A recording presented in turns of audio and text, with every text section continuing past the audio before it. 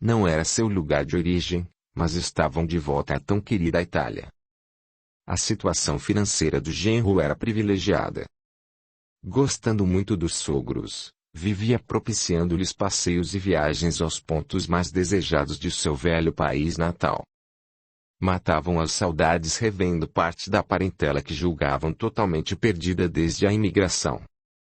Seus últimos anos vividos na terra transcorreram com muitas alegrias. Muita coisa estava modificada. A casa onde morou a família de Antônio já não existia mais. Pontes ligavam as montanhas, antes separadas por fendas profundas, e várias cidades cresceram ao redor delas, entrecortadas por rios e ladeadas pelo velho e surpreendente vulcão, que parecia novamente extinto. Indústrias e autovias espalhavam-se pelos arredores onde a lava correu, deixando uma paisagem totalmente diferente da anterior. O casal adotou mais 2 crianças, somando-se o total de 5 filhos, que se tornaram adultos sem que percebessem o tempo passar. Trabalhavam muito para sustentá-los com conforto e regalias que poucos possuíam. Estudaram nas melhores escolas e tiveram inúmeras oportunidades para progredir, porém poucas foram aproveitadas. Não obstante o esforço dos pais facilitando-lhes a boa educação, apenas 2 deles tornaram-se independentes financeiramente, mantendo o mesmo padrão moral familiar. Os demais dependiam deles para sobreviver. Mal atingiram a maturidade, e já estavam comprometidos com vícios que lhes custaram uma vida de muito sofrimento. Proporcionavam profundo desgosto em retribuição ao esforço dos que os amavam verdadeiramente. Sara e Amaro já não se entendiam tão bem. Ele mudava frequentemente de comportamento. Agredia a esposa, responsabilizando-a pelas inclinações dos filhos, e ela não podia compreender a razão daquelas acusações. Nos primeiros anos de casamento, enquanto os pais dela moravam com eles, todos praticavam os estudos espíritas. Era costume da família há muito tempo, e Amaro chegara a manifestar mediunidade ostensiva, recebendo comunicações confusas e agitadas várias vezes. Porém, os sintomas eram desagradáveis para ele. Sentia a forte influência de espíritos desajustados e não quis mais doar-se àquele tipo de trabalho. Se persistisse, aprenderia, com o tempo, a dominar os efeitos negativos das manifestações dos espíritos sofredores, mas preferiu fugir ao compromisso. Afastou-se dos trabalhos mediúnicos e dos estudos logo que os sogros morreram. E chegou mesmo a proibi-los em seu lar. Daí por diante o relacionamento entre o casal e os filhos ficou cada vez pior.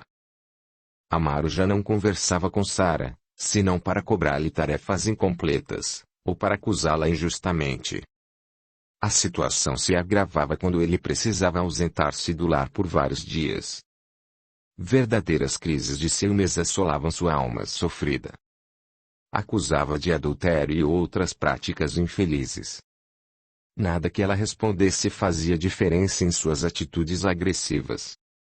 Muitas vezes ela se calava perante as acusações injustas, porque assim a cólera do companheiro diluía-se mais rapidamente. Seu comportamento, antes temperado com o bom senso, tinha mudado muito. Parecia dominado por doença psíquica.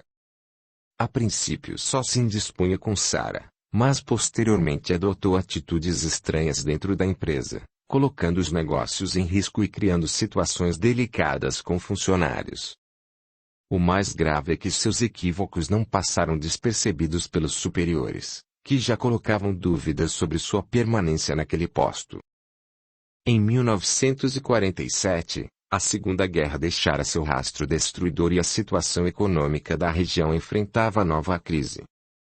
As grandes empresas, principalmente as que dependiam de relações exteriores, passavam por momentos de dificuldades. Medidas de emergência tornaram-se urgentes.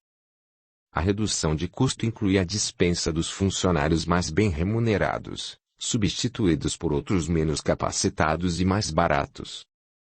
A filha mais nova do casal havia se casado e deram a Sara e Amaro a única neta que eles puderam conhecer. O marido era trabalhador, mas nascera em berço pobre e lutava com dificuldade para equilibrar o orçamento doméstico.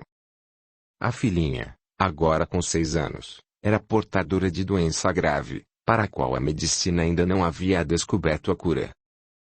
Os avós amavam muito aquela criança, não podiam aceitar a ideia de perdê-la, e tudo faziam para restituir-lhe a saúde. A doença era grave, os conhecimentos da medicina tradicional, limitadíssimos, e naquele caso não restavam muitas esperanças. O sofrimento se estampava nos rostos dos familiares. Precisavam salvá-la. Muitos que os conheciam, condoídos com o grave problema que enfrentavam, compadeciam-se do sofrimento daquele anjinho inocente. Então inúmeras receitas de curas alternativas eram indicadas. Amaro, revoltado, desconsiderava tudo se dizendo farto de tolices. Mas um funcionário subalterno procurou afirmando que havia um homem, que vivia na região norte do Brasil, capaz de curar sua neta. Deu depoimento pessoal da experiência vivida por sua esposa. Ele tem poderes sobrenaturais, dizia o homem com a simplicidade que lhe era própria.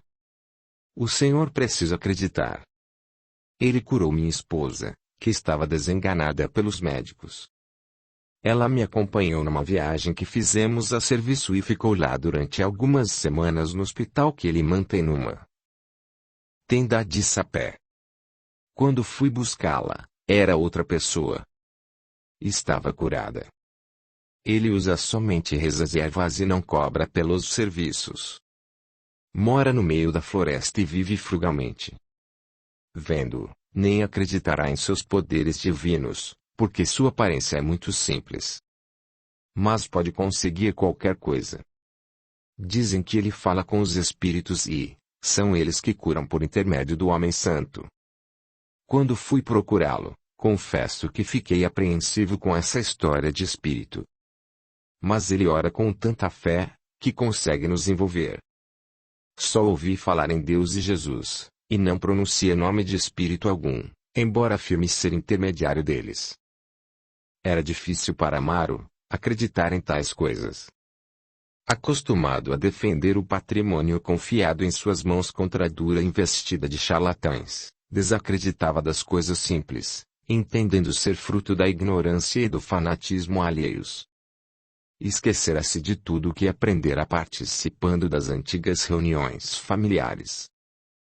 A luta e os problemas que carregava haviam endurecido seu coração.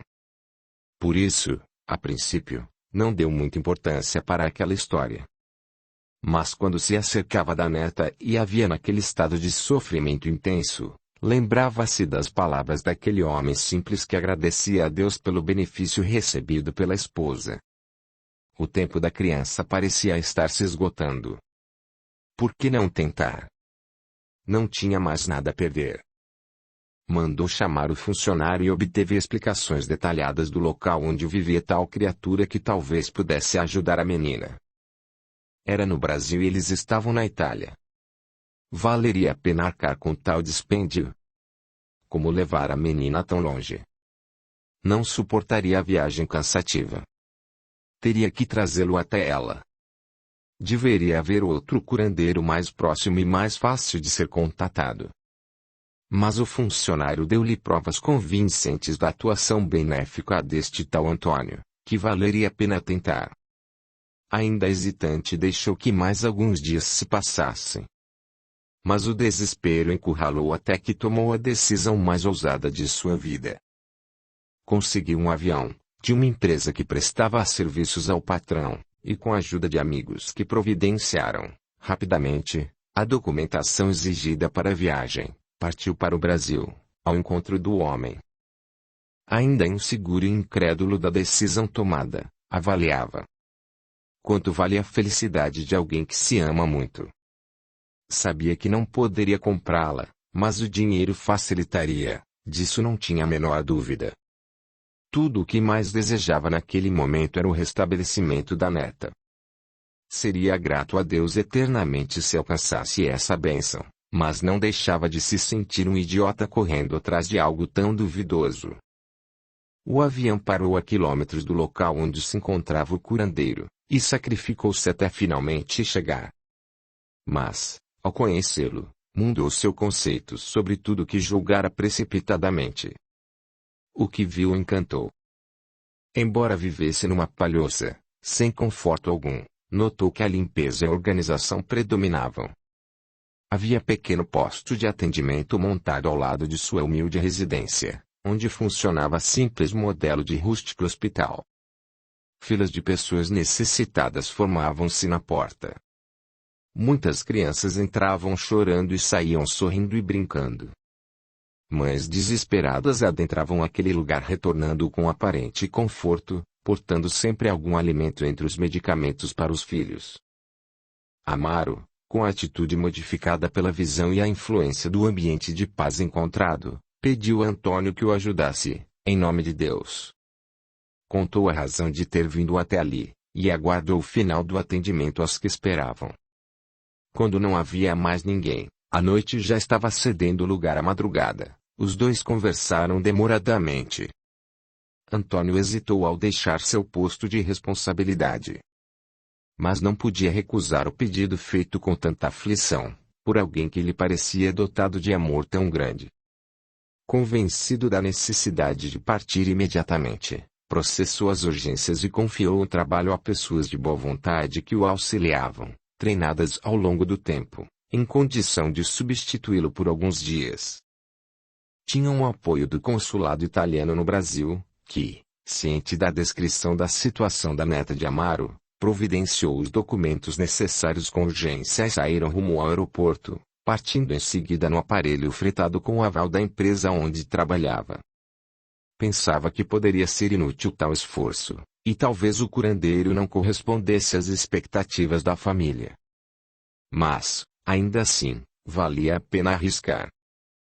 Sem saber, Antônio retornava ao seio da família que abandonara por imposição do destino, há muitos anos. Capítulo 13. Reencontro de Sara com Antônio. Na chegada, Antônio acompanhando Amaro, foi apresentado à filha deste, ao esposo e à menina Nancy. Nenhum deles podia reconhecê-lo. O irmão de Sara também não sabia da existência da nova família que ela constituíra. Cumprimentaram-se como estranhos, que eram na realidade uns aos outros, sem se dar conta da importância daquele encontro. Depois de examinada a criança e ouvidas as declarações da mãe sobre o mal que a cometia, Antônio convidou-os a auxiliá-lo numa prece. Depois dedicou-se aos cuidados do passe e da fluidificação da água que, a seu pedido, tinha sido providenciada em uma jarra sobre a mesinha de cabeceira da menina. Não era bem isso que esperavam os familiares, ansiosos por cenas convincentes representando um milagre da cura imediata da enferma. Na verdade, por falta de conhecimentos aprofundados sobre a doutrina espírita, depositaram muitas esperanças, quando souberam da vinda do homem considerado milagroso. Julgaram que algo de sobrenatural deveria acontecer desde os primeiros contatos. E ficaram um pouco decepcionados com a discrição e a simplicidade com que ele se colocou em prece e dirigiu sua mão para a cabeça da paciente, sem provocar fenômenos maravilhosos. Retiraram-se todos para o descanso noturno, aconselhados por Antônio, que pediu para permanecer ao lado da criança, velando-a durante a noite. Amaro foi informado que Sara havia viajado para a França em busca de ajuda para Nancy. Ficou furioso. Ela não tinha o hábito de tomar decisões sem consultá-lo. Nunca havia se afastado de casa sozinha e era estranha aquela situação. Mas deixou para resolver quando ela chegasse. No dia seguinte, quando se reuniram no quarto para certificarem-se do estado da menina, ela parecia mais animada, sorria e alimentava-se como não o fazia antes. Esperanças renovadas, apesar da aparente pouca atuação do religioso e cada um procurou os seus afazeres, confiando, novamente, a guarda da menina a Antônio. Este, a sós com Nancy, elevou o pensamento a Deus e rogou mais uma vez o auxílio dos amigos espirituais para a pequena, que sob cuidados e passes, dormia tranquila. Concentrado na oração, viu a figura conhecida da mãe, que o acompanhava naqueles trabalhos e a ouviu dizer com ternura: "Filho querido, meu coração vela por todos vocês há muito tempo, e agradece a Jesus ter nos permitido estar novamente juntos. Urge tomar as decisões acertadas. A vida os envolve novamente em situações melindrosas, e venho com a permissão de superiores, porque esse benefício já é possível devido à sua persistência em dedicar-se a causas nobres em socorro aos semelhantes.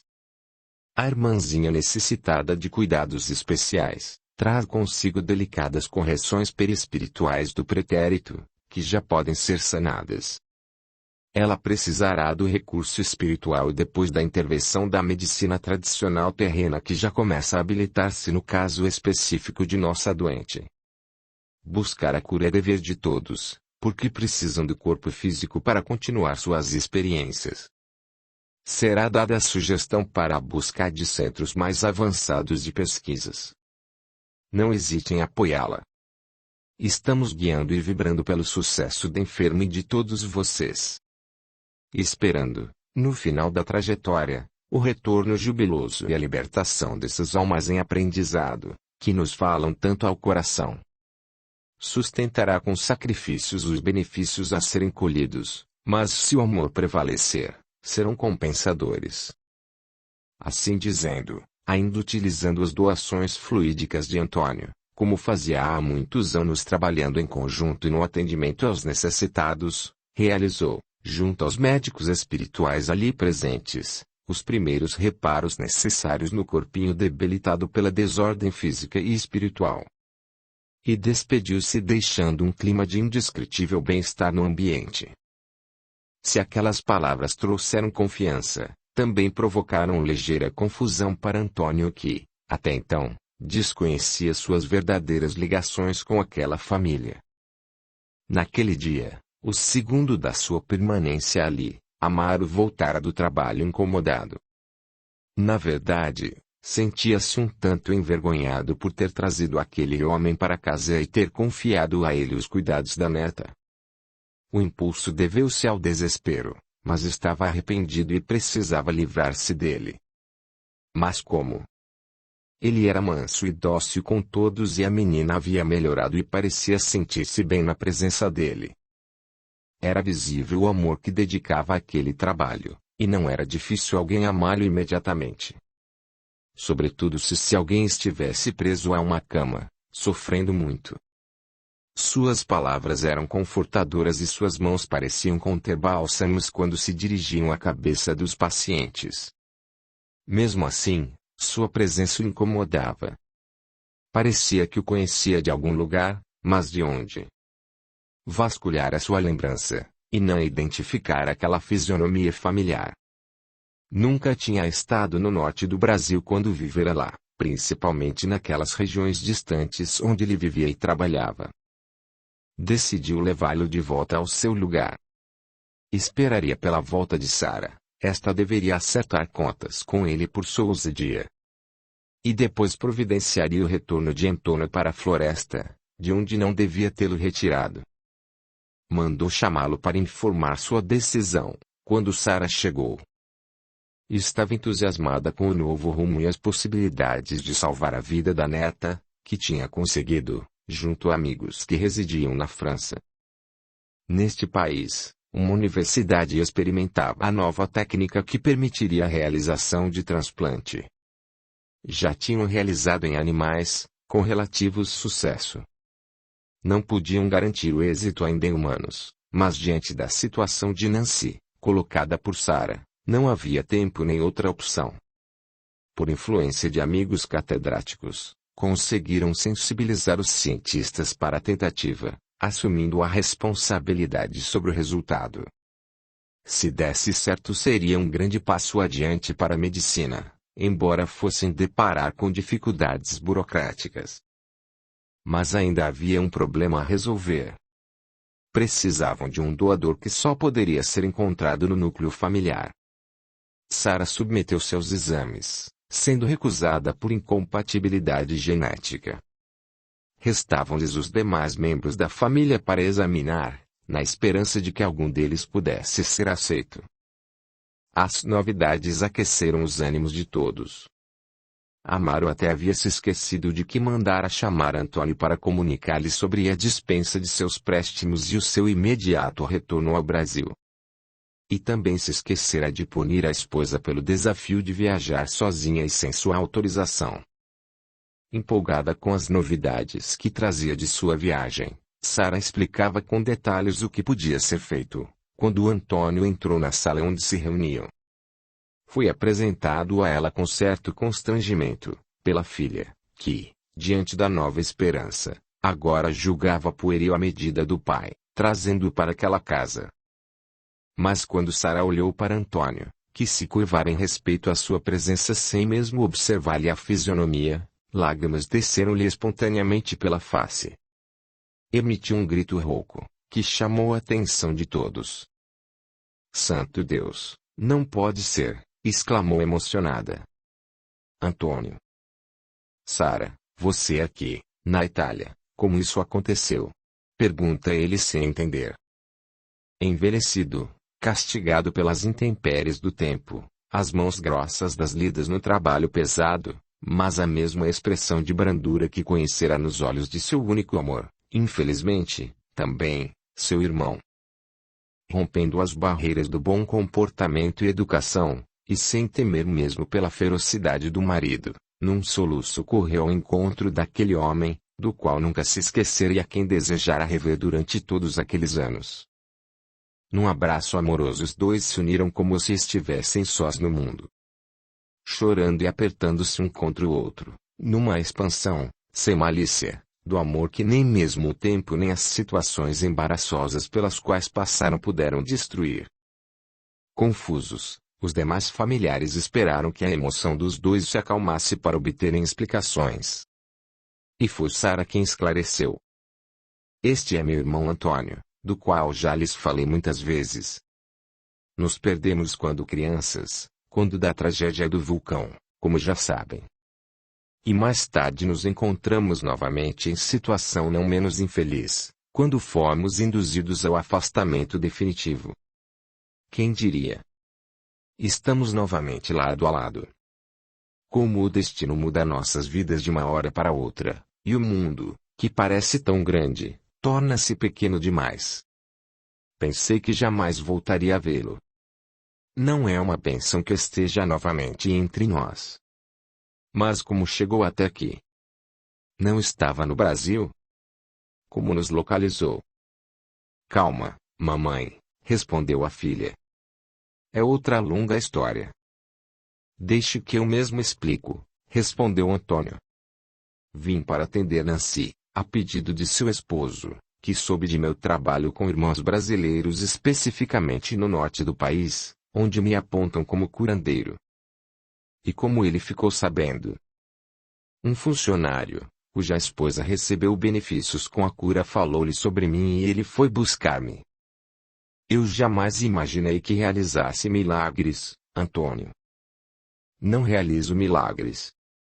Libero minhas energias e os espíritos que me assistem transformam-nas em fluidos de cura, aplicando-os de acordo com o conhecimento ampliado que tem. Esses fluidos são capazes de curar quem tenha mérito para isso. Nancy já está recebendo tratamento espiritual, mas como você sabe, só podemos obter o que Deus nos concede para o nosso bem. Ainda ontem recebi uma comunicação de nossa mãe. Ela é um dos espíritos que me guiam nas tarefas, e confirmou que devemos procurar também a ajuda da medicina humana. Nossa mãe. Não me lembro dela, por mais que eu me esforce, disse Sara. Quando penso em mãe, a única imagem que tenho é da que me adotou, Dona Arlete. E olhando para o marido, que media seus olhares e palavras com ar de ciúme e reprovação, acrescentou de modo que ele também pudesse ouvir. Não tínhamos mais esperanças, Antônio. No desespero de perder minha neta, eu também parti em busca de alternativas. Viajei sem autorização de meu marido, porque nossos amigos chamaram-nos com urgência. Ele não estava no país, viajou para o Brasil sem me avisar. Se eu não fosse, teríamos perdido a oportunidade de conversar com os médicos que vão nos ajudar. Lancei mão dos recursos que pude, e mesmo sabendo que teria represálias, decidi arriscar. O esposo aproximou-se e disse: Parece que Antônio fez muito bem a Nancy. Ela amanheceu animada e disseram que até quis comer um pouquinho. Mas agora, com a possibilidade do novo tratamento, creio que não precisamos mais prender Antônio aqui. Ele deixou pesadas obrigações para nos servir. Amanhã bem cedo vou combinar com o piloto que o trouxe, para levá-lo de volta o quanto antes. Antônio quis falar algo, mas Amaro fingiu não ouvir. Rapidamente pediu licença e saiu, levando a esposa pelo braço, para conversarem em particular. Estava visivelmente nervoso e ela podia notar que sua vontade era de provocar nova briga, como tantas que já havia iniciado por muito menos. Por isso controlou-se e ouviu com extrema submissão até amenizar sua ira.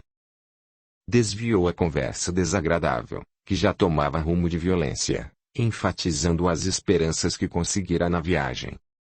E fez com que ele se envolvesse no clima de alegria íntima, no qual ela também se encontrava. Evitou comentar sobre Antônio, mas mal conseguia disfarçar o quanto lhe abalara a presença dele. Naquela noite, estavam agradecidos. Renovavam-se as esperanças, e conseguiram dormir sem mais desavenças. No dia seguinte, Sara acordou bem cedo e foi procurar Antônio, que já passeava no jardim. Respirava o ar puro e apreciava a beleza da paisagem bem cuidada que cercava a casa. Parecia que ele já esperava. Precisavam daquele momento a sós. Tinham tantas coisas para conversar. Relembraram o passado, muito vivo ainda para ambos, relataram suas experiências posteriores à separação brusca. Ambos percebiam que o amor ainda existia com a mesma intensidade, mas nenhum ousou tomar iniciativa menos digna. Estavam amadurecidos e a posição séria assumida pelos dois perante a vida, ajudava-os a manter as emoções arquivadas em lugar especial do coração. Audiolivro realizado pelo canal Surya Chand Audiobook. Sabiam que jamais esqueceriam os sonhos que tiveram juntos, mas deviam aceitar a vida como se oferecia a eles. A verdade é que eram irmãos e essa grande barreira não podia ser transposta. Se antes Sara relutara quanto à separação de ambos, agora já tinha adquirido a compreensão trabalhada pelo sofrimento. Possuía elevação moral suficiente para aceitar os fatos. Tiveram ali uma conversa que precisava ter acontecido há tempos. Ela contou parte de suas experiências, incluindo a perda dos pais adotivos, em acidente de navio, numa viagem que tanto desejaram fazer. Falou também sobre as qualidades do marido, que se desdobrava entre os filhos e a neta. Exaltou-lhe as virtudes, sem ocultar a infelicidade que vivia ao seu lado. Suportava-o apenas para proteger o lar. Pareciam sentir o comprometimento com aquela união áspera e dolorosa e, embora não se amassem há muito tempo, nenhum dos dois pensava em desertar. Na verdade, Amaro era um espírito obsidiado por criaturas que lhe consumiam as energias lentamente, sem que ele percebesse. O alvo era Sara, algoz de muitos deles em vidas distantes, cujos atos ainda não tinham conseguido perdoar. Os espíritos uniam-se a ele por sintonia. Aproveitavam-se de sua vulnerabilidade espiritual, conhecedores da revolta que lhe nutria, pelo homicídio planejado por ela, do qual fora vítima em precedente existência. Como marido, ele julgava poder dominá-la. Ela lhe devia obediência e submissão, segundo as leis humanas. Mas assumir o compromisso de recebê-la em matrimônio, perante a espiritualidade, para dar-lhe a oportunidade de resgate. Serviria também de benefício, diluindo a mágoa que ainda carregava dentro de si. Com os cuidados e o amor da esposa, reconquistaria o equilíbrio perdido pelo padecimento no atentado contra sua vida, planejado por ela e o amante, que agora era Antônio. Mas isso aconteceu no passado distante que veremos depois. Seu centro de memória guardava todas essas informações pertencentes ao pretérito espiritual. Agora estavam escondidas sob o véu do esquecimento que a reencarnação felizmente proporciona a todos. Antes de retornar para a experiência atual, Amaro havia passado por um processo de aprendizado e orientação, mostrando-se disposto a perdoar. Necessitando também recuperar-se dos prejuízos causados pelo ódio que alimentara durante muitos anos contra os que o prejudicaram, Amaro, ciente do avanço espiritual que poderia ter, pediu a mediunidade. Já experimentara anteriormente, e seria agora a oportunidade de aprender em contato com criaturas elevadas e servir em nome de Jesus. Isto aceleraria seu progresso e o dos que lhe cercassem a existência. De posse de seu livre-arbítrio inviolável, e respeitado pelos espíritos superiores, esqueceu-se do compromisso. Afastou-se da orientação providencial da parte dos sogros, tão logo percebeu que seriam precisos renúncia, fé, paciência, boa vontade e outras virtudes, para realizar tal tarefa. Desligou-se do ambiente de trabalho e estudos que lhe propiciaria equilíbrio diante do cumprimento do resgate de forma sublime. Abriu uma fenda por onde começaram a penetrar ideias emitidas por entidades com pouca elevação moral, que desejavam apenas usá-lo para seus intentos de vingança. A oportunidade de desabafar com Antônio, deixou Sara aliviada. Confiando-lhe as aflições, que jamais contara a alguém, fez seus padecimentos parecerem mais suportáveis. Temia adotar comportamento ridículo, por isso vigiava seus gestos e palavras. Sentia os impulsos do amor, mas controlava-os também quanto fizera com a saudade e a dor desde a separação. Ele apenas ouvia atencioso. Quando ela fazia pausas, Antônio envolvia-a com vibrações amorosas e conselhos benéficos, induzindo-a a ter muita paciência e resignação, até que a prova terminasse. Não se comportava como um homem diante da mulher amada. Parecia um confessor dentro de um templo sagrado, onde somente o respeito e a fraternidade alimentassem o corpo e o espírito. Pela primeira vez, Sara olhou-o como a um irmão e companheiro de caminhada. Teve a certeza de estar junto a ele há muito tempo, de terem partilhado um grande amor, que sobreviveria eternamente, mesmo sem o contato carnal. Alimentou-se espiritualmente com os pensamentos elevados que envolviam e emudeceu, refletindo profundamente sobre a mudança que presenciava em si mesma. Antônio, percebendo nela a necessidade de meditar, calou-se também e longo silêncio pairou sobre eles. Continuaram juntos observando a beleza dos pássaros que cantavam em harmonia. Depois de algum tempo, falou a Sara sobre o pronunciamento enigmático da mãe, na primeira abordagem ao problema de Nancy, o qual só agora podia ser compreendido. Ela se referira ao tratamento físico, para o qual Sara havia viajado em busca de auxílio na França. Só depois de saber da verdade sobre os laços de família que os unia, e as esperanças quanto ao atendimento médico especial avançado que receberia, tornavam-se compreensíveis suas palavras sempre sábias. O reencontro com a família que julgava definitivamente perdida, fez Antônio repensar sobre a volta ao Brasil. Tinha percebido o arrependimento de Amaro ao trazê-lo para o seio de sua família. Não queria causar-lhe mais desconforto com sua presença. Mas diante das circunstâncias, não podia simplesmente ir embora. Teria que conquistar sua simpatia e permanecer mais um pouco com eles. Sara pediu-lhe que ficasse apesar da incompreensão do marido. E ele decidiu prorrogar sua permanência até que se completasse o tratamento da recém-conhecida sobrinha-neta. Amaro demonstrou claramente não apreciar tal decisão, mas não podia expulsá-lo. Ponderou que Antônio era o único irmão de Sara, tio-avô de Nancy, e isto desarmava suas investidas contra ele. Pertencia à família e, embora não quisesse admitir, sua neta parecia muito melhor com a presença do intruso, admitindo-o não ser devido ao tratamento espiritual. Ela pegou-se muito a ele, fazia até mesmo algumas manhas para que ele lhe desse mais atenção. Apesar da antipatia, Era preciso ter paciência até que a criança participasse da experiência científica. Com o resultado positivo ou não, ele voltaria para sua floresta espontaneamente, deixando-os em paz. Foram muitas semanas de preparação.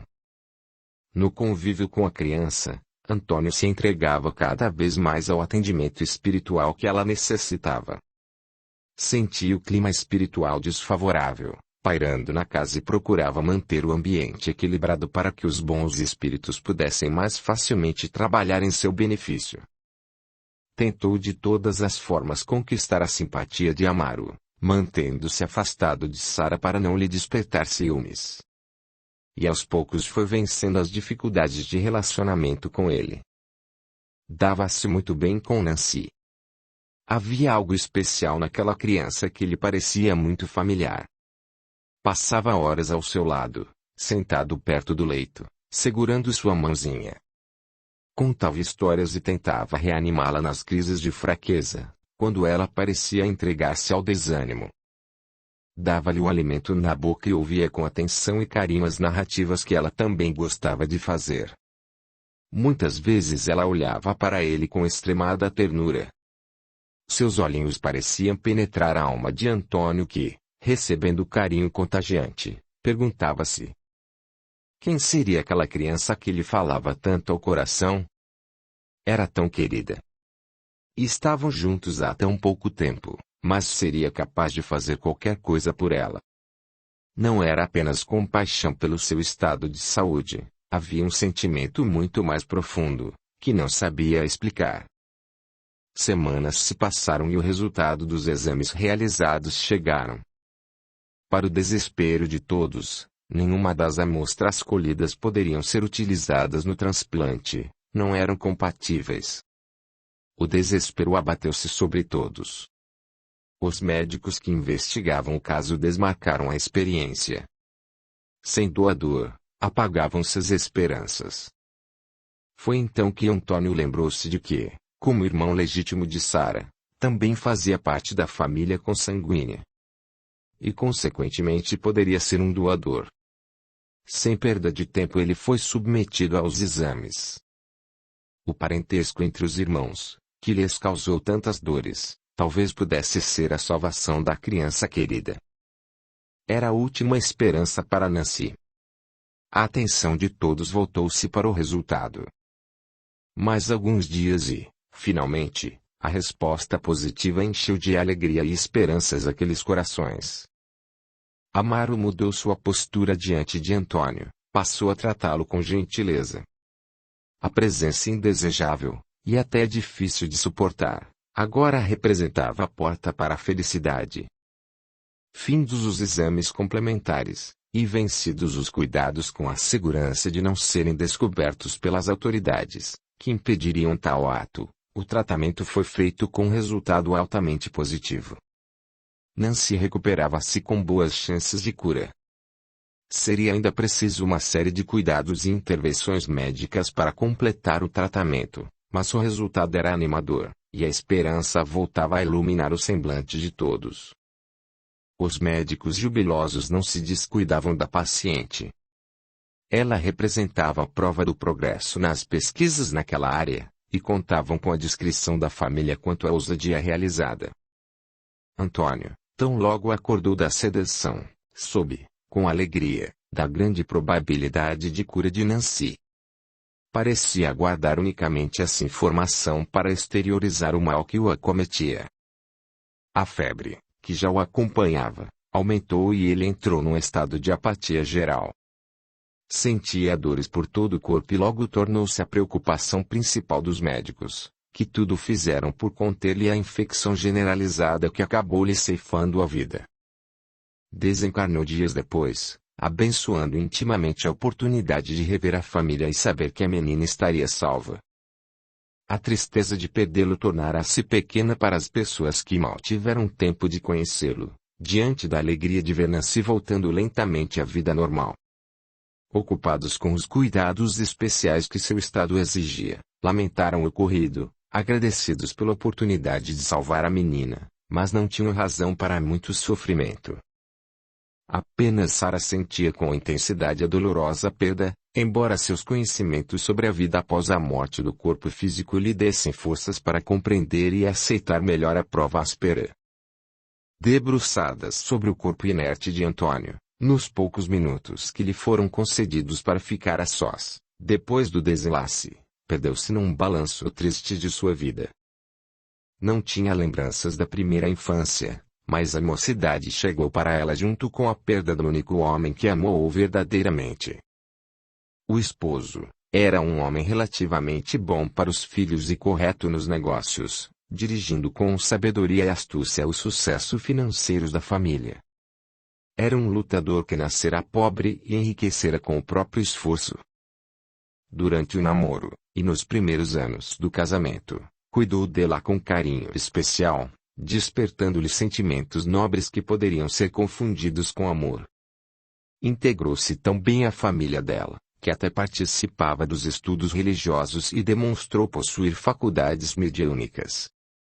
Mas quando surgiram as primeiras dificuldades, ou seja, os primeiros desconfortos diante da necessidade de doação às criaturas sofredoras, afastou-se de tudo, esquecendo-se do que já havia conquistado. Pouco tempo depois, passou a ter um comportamento desequilibrado, principalmente em relação a Sara. Brigas constantes, acusações injustas, verdadeiras crises de ciúmes lhe alteravam o humor nas melhores horas e desfechava-lhe agressões morais que ela não merecia. Enquanto Dona Arlete e o Sr. Lourenço eram vivos, ele se mantinha mais dócil, e era sustentado pelas preces de todos. Depois da morte dos dois, tornou-se ainda mais agressivo, chegando mesmo a desfechar golpes físicos contra a esposa. Foram tantos desatinos que acabou por proibir as reuniões de estudo, como estavam habituados a fazer. Sara vivia assustada, e tudo fazia para conter-lhe a violência. Estudava, às escondidas, nas horas em que ele se ausentava para o trabalho. Devia dar continuidade à sustentação do ambiente do lar. Os filhos também se dispersaram e acabaram por abandonar a prática do que lhes garantia a paz. Amar evitava a presença da esposa nos momentos de harmonia e felicidade que dividia com os filhos. Somente a requisitava para cobrar-lhe deveres ou para criticar tudo o que podia. A princípio, ela sofria muito com a mudança brusca de comportamento dele, que sempre demonstrara retidão e bondade para ele e sua família. Tentou ajudá-lo de várias formas. Procurou fazer o que ele julgava certo, agradando mesmo quando suas exigências eram castradoras e martirizantes. Mas o resultado era o mesmo. Seus esforços não ajudavam em nada. Com o passar do tempo, ela não tinha mais forças para lutar. Nem brigas tinham mais. Acostumou a sentir-se isolada da vida dele e a indiferença era recíproca. Mal se falavam. Sara refugiou-se no trabalho do lar e nas horas vagas passou a empreender pequenas tarefas de caridade fora dele, para ocupar-se. A princípio ele não aceitava as suas saídas, e ela muitas vezes ausentava-se quando ele estava fora, buscando naquele trabalho externo as forças necessárias para suportar as dificuldades enfrentadas no lar. Assim aprendeu a conviver com seus problemas. Ouvindo as dores alheias, conformava-se com as suas. Retornou aos estudos, e nas horas mais difíceis recorria à prece. Assim, apegando-se a Deus e aos amigos espirituais que identificara no lar paterno, conseguiu paciência e coragem para manter o lar estruturado.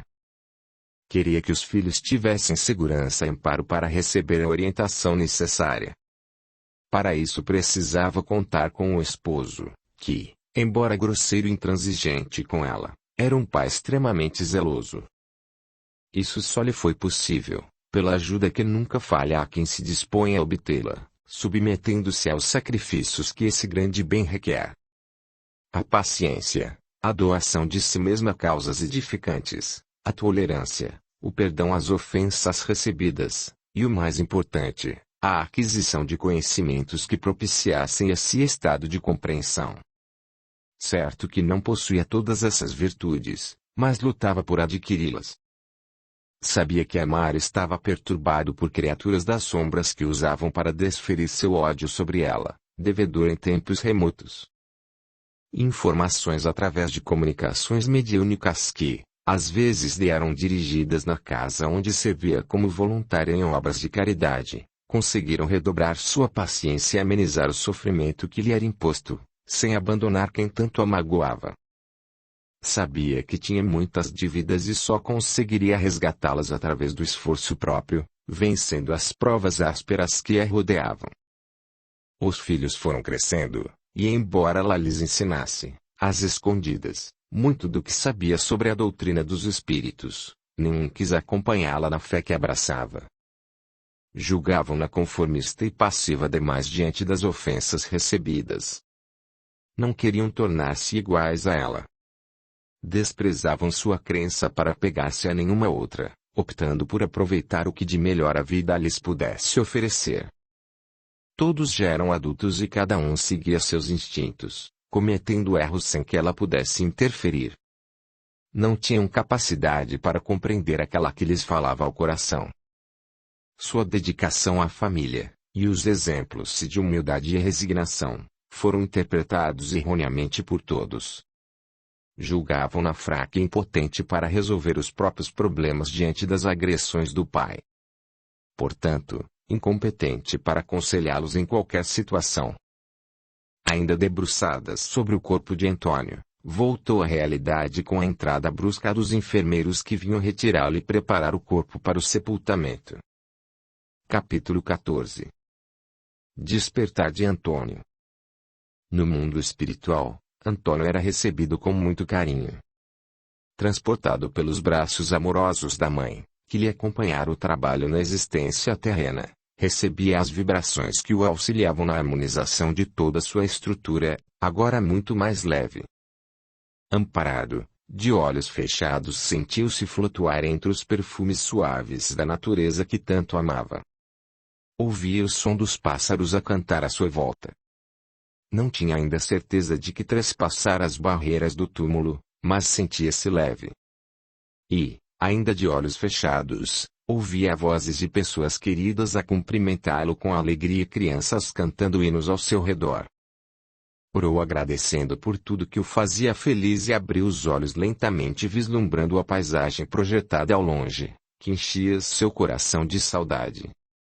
Era a imagem da fazenda onde viveu, plasmada pelos familiares que, fora do alcance de sua visão, trabalhavam por garantir-lhe um bom despertar.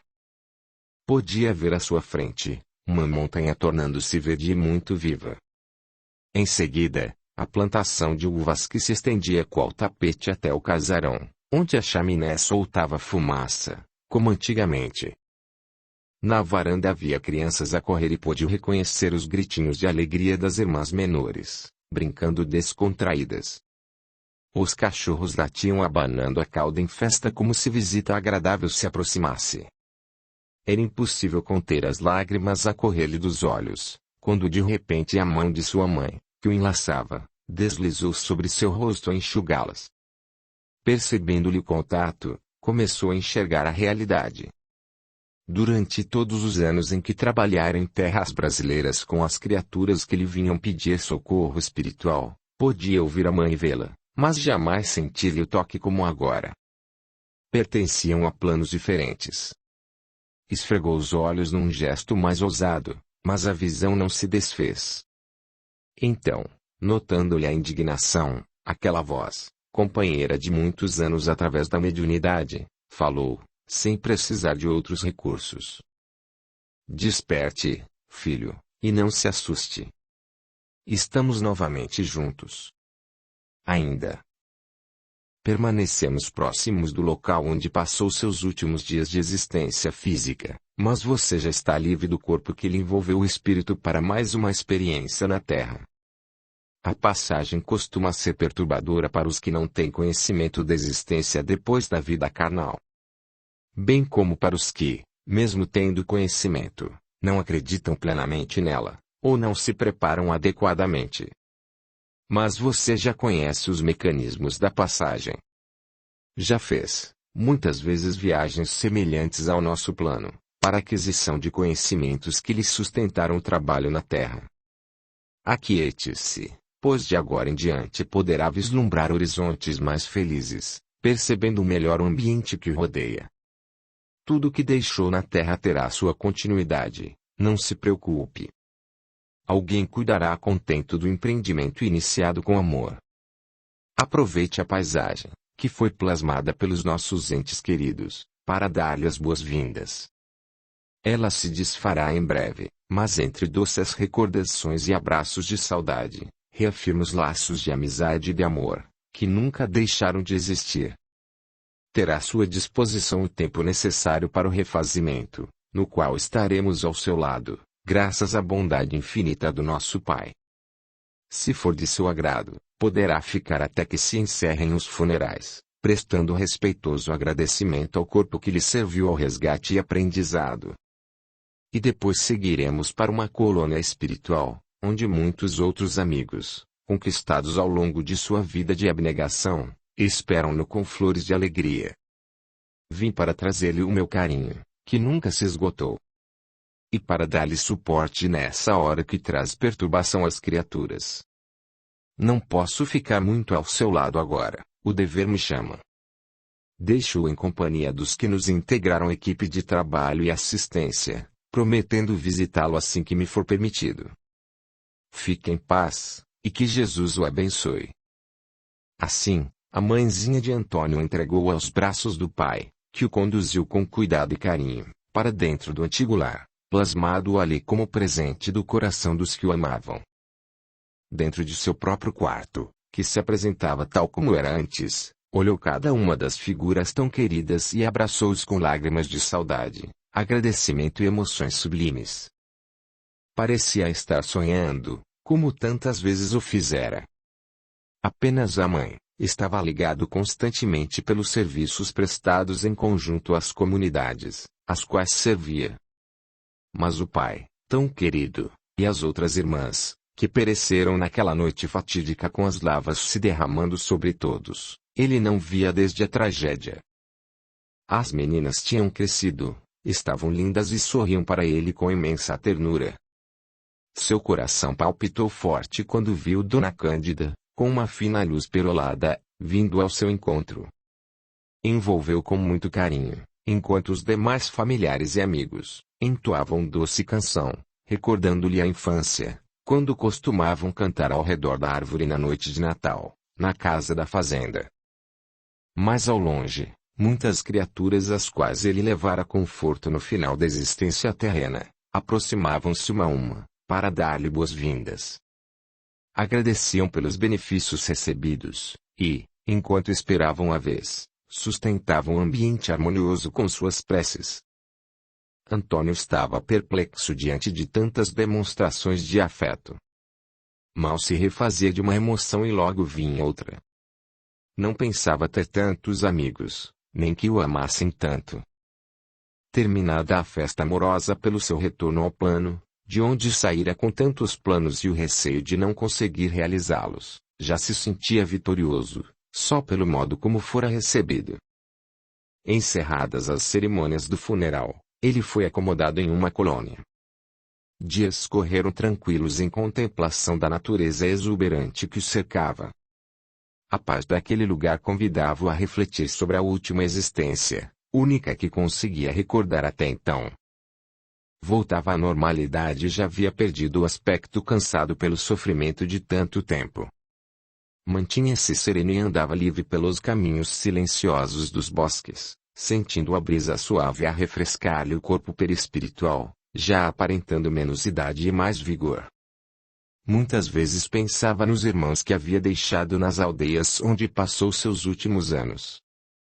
Povo sofrido, necessidades infindáveis.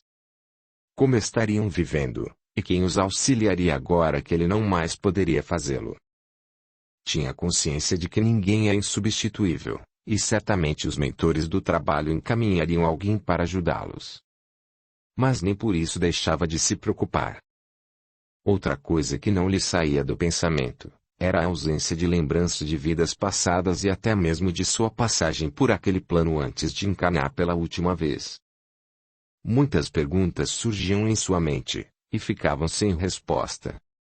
Tinha certeza de que, no tempo certo, tudo lhe seria explicado.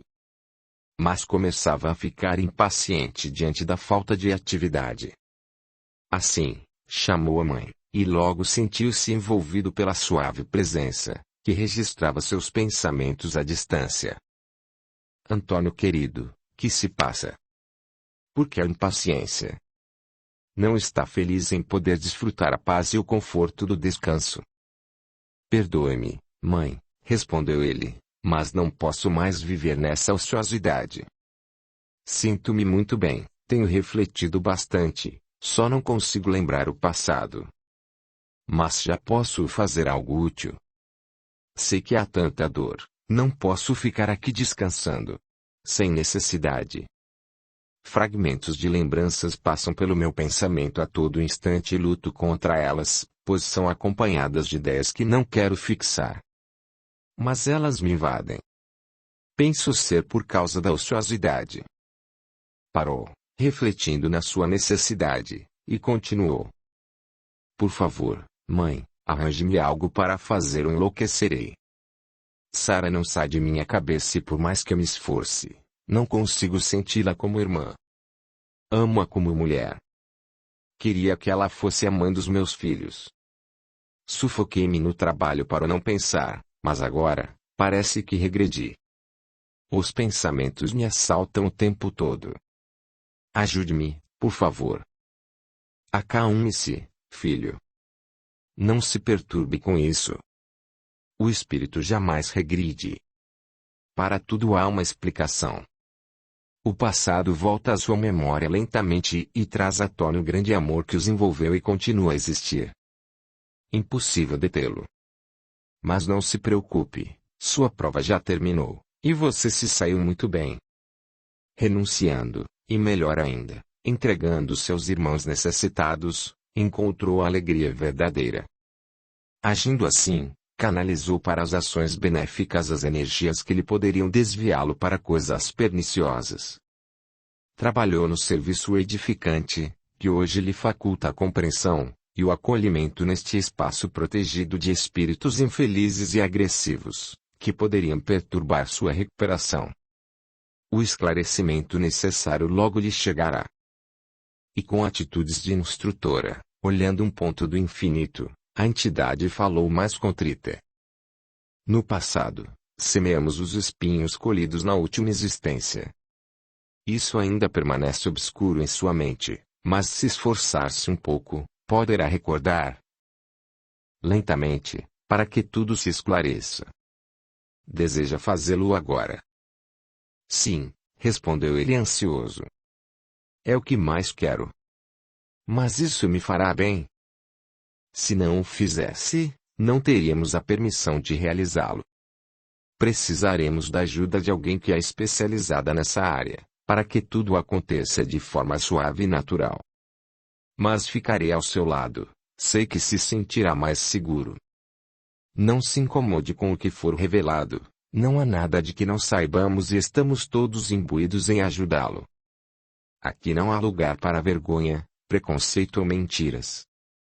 Nosso trabalho é muito sério e pode confiar nos auxiliares como confia em mim. Audiolivro realizado pelo canal Surya Chand Audiobook. Assim dizendo, fez um gesto de concentração e em seguida uma jovem veio ao encontro deles atendendo ao chamado imperceptível. Antônio, quero apresentar-lhe Cindy. É uma amiga que estagia em nossos meios, e cuida especificamente dessa parte de revisão. Sua aparência jovem foi conservada pelos méritos de sua última encarnação, mas seu espírito é milenar e guarda conhecimentos especiais desenvolvidos em nosso plano. Está totalmente capacitada a ajudá-lo neste processo que exige muita perícia. Olá, Cindy, é um prazer conhecê-la. Já nos conhecemos, Antônio, responde a moça com graça. Você não pode ainda recordar, mas um dia saberá. Concentre-se, e entregue-se tranquilamente. Não tema. Tudo estará sob controle e muito irá beneficiá-lo. Relaxe e solte-se. deixe que seu pensamento busque a época que precisa recordar. Assim dizendo, convidou-o a sentar-se à beira do rio que cortava aquele bosque, serpenteando graciosamente entre as elevações cobertas de verde. Em seguida proferiu uma prece e colocando a sua mão na fronte de Antônio, suplicou a Jesus que os escoltasse no trabalho a ser realizado. O canto suave das águas que corriam entre as pedras, embalava-os em doces eflúvios, enquanto as primeiras imagens começaram a surgir na mente do filho de Dona Adelaide. Parecia estar sonhando, mas via-se em local completamente diferente. O ar era mais pesado. Caminhava rumo a um botequim usando roupas diferentes das que usava habitualmente. Tinha nas mãos um charuto aceso, do qual era dependente há muitos anos.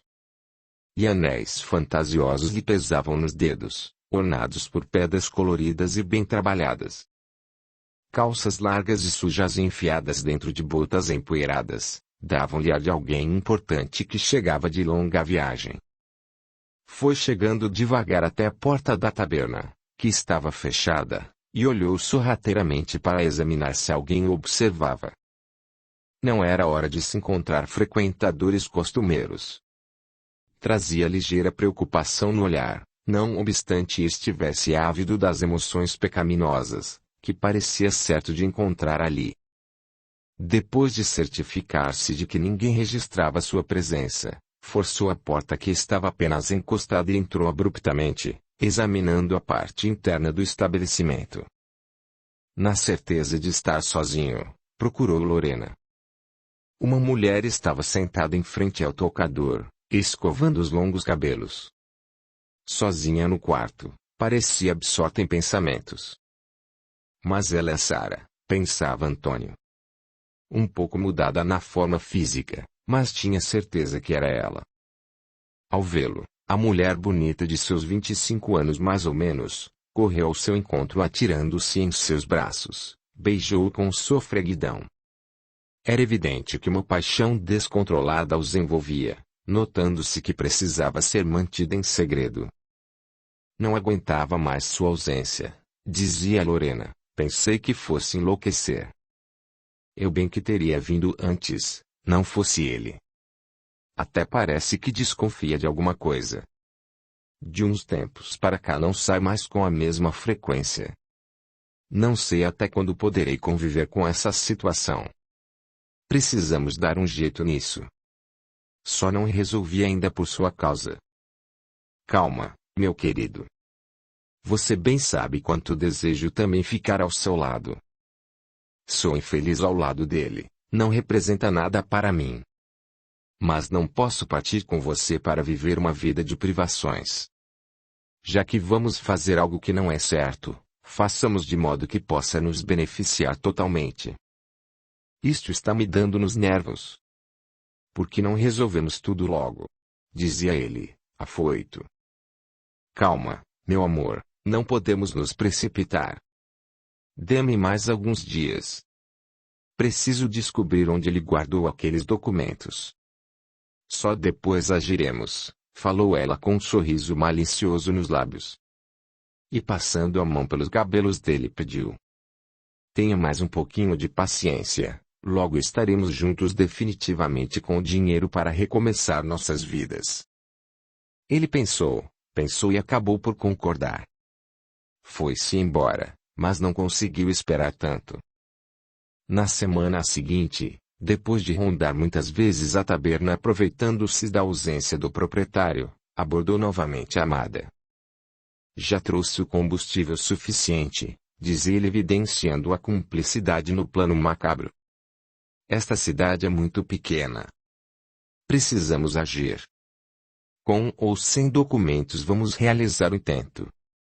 Eu sou um forasteiro, desperto muita curiosidade. Sinto-me vigiado constantemente, por isso, temos que nos apressar. Em sua tela mental projetada na lembrança de Antônio, passavam-se cenas do crime que planejavam cometer, onde ele participava com certo prazer. Naquele momento, por causa da grande emoção negativa que o assenhoreava, Antônio desconcentrou-se. Como se acordasse de um pesadelo, num salto, foi amparado pela criatura espiritual que o ajudava no processo de recordação. Ó Senhor, dizia ele com as mãos segurando firme a cabeça, então isso é mesmo verdade?